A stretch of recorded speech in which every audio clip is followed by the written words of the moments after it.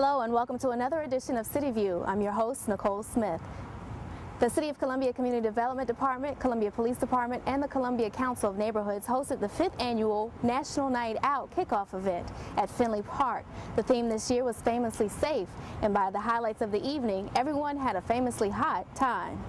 I'm so happy to see so many people in Finley Park. Let's give a big round of applause for National Night Out, everybody. And the home of the brave.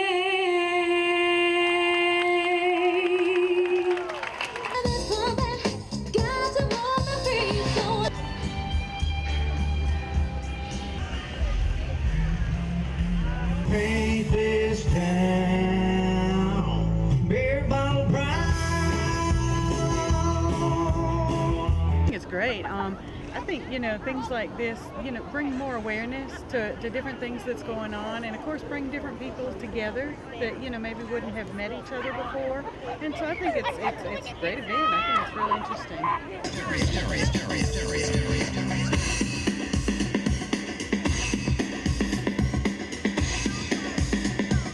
Let's have some fun.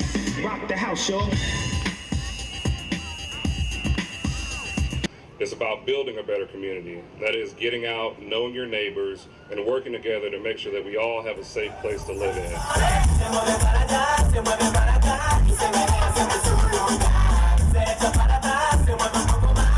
It was fun. It was a little bit different. Some stuff we hadn't seen before, so it was a little bit different, but it was fun. It's a great workout. Yeah.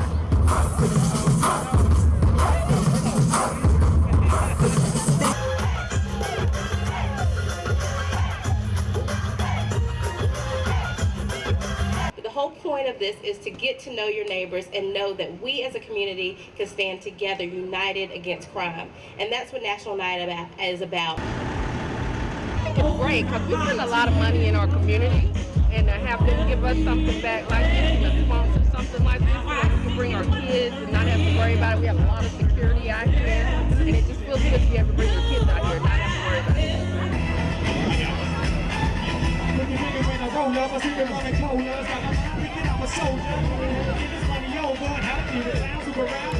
So I thank you all for coming out here, and I encourage you to come out this Tuesday for all of your local neighborhoods as we celebrate each neighborhood individually.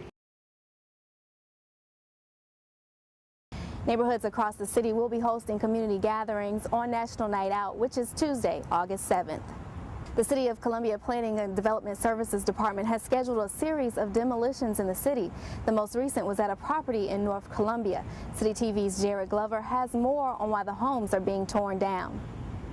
For over a year, this house in North Columbia sat abandoned, playing host to criminal activity and acting as an eyesore to the neighborhood surrounding it.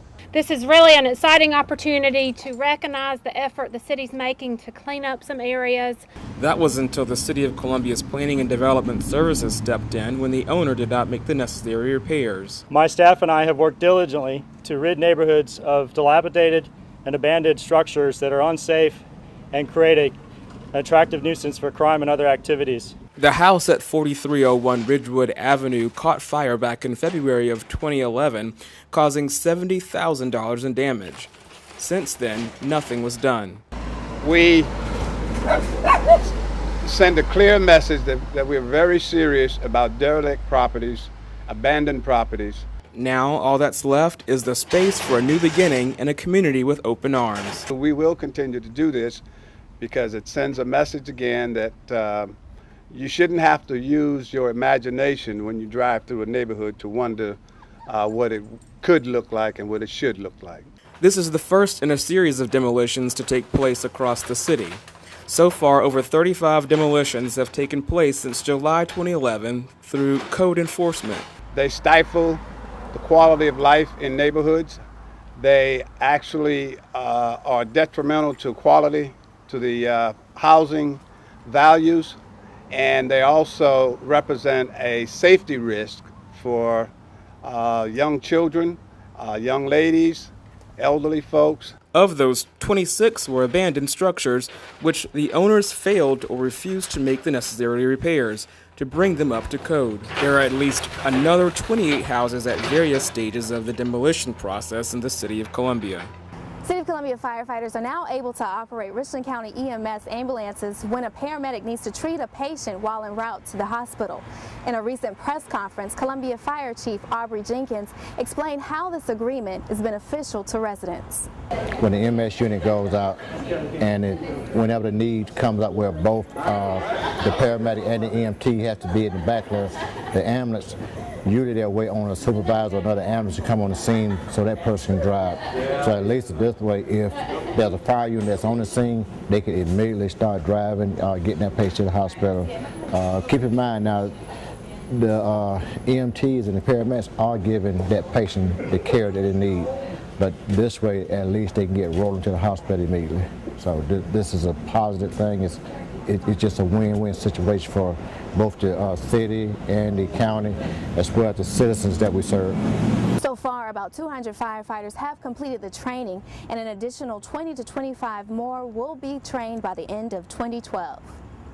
Well, we're still in the middle of the 100 dog days of summer, and with the return of school year right around the corner, many of our children are still doing laps at our city pools.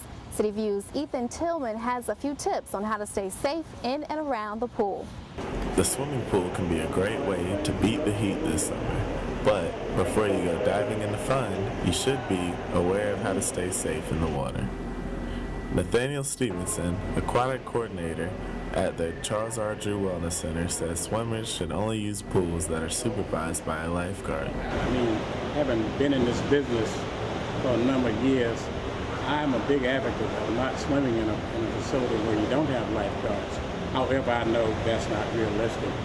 Let's say, for instance, if they're just a mere beginner, then they need to stay in water that's probably chest high and no deeper. Stevenson says if you are swimming without a lifeguard, there are some basic rescue tips you should know. First of all, a person must know how to swim. People using the pool must know how to swim, or should know how to swim. And then secondly, they should be able to make some type of elementary form of rescue without making body-to-body contact with a person who's in trouble.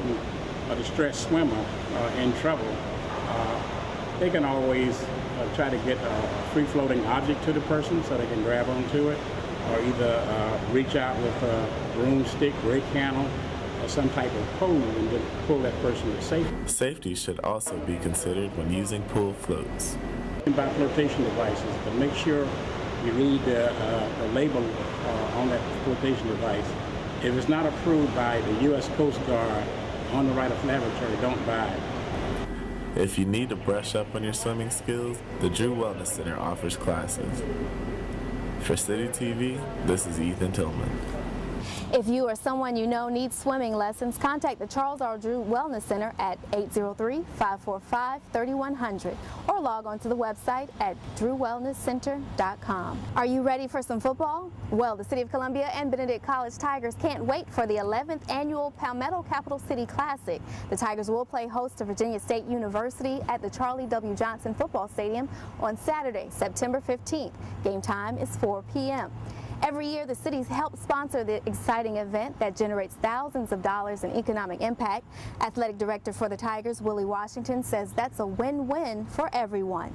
Football is big in South Carolina, especially in Columbia, and when you can set up a classic in the capital city and you bring other individuals in, large numbers of supporters and fans come in and they be a part of the overall experience, I think it's a great day in Columbia, both financially and just the spirit of the camaraderie between the two institutions. Be sure to check out the Classic's website to see all the events leading up to the big game.